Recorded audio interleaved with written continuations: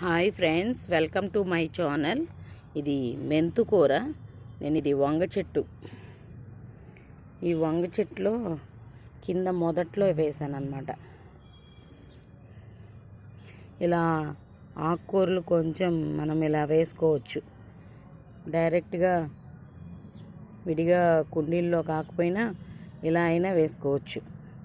కింద మొదట్లో నీడగా ఉంటుంది కాబట్టి బాగా వస్తుంది. చూసారా మెంతు కూర ఎంత బాగుందో. ఇంకేది ఇలా తీసేసుకోవడమే.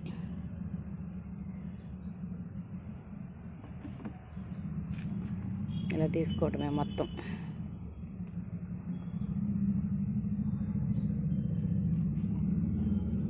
ఇలా చూసారా, ఇంకింతే.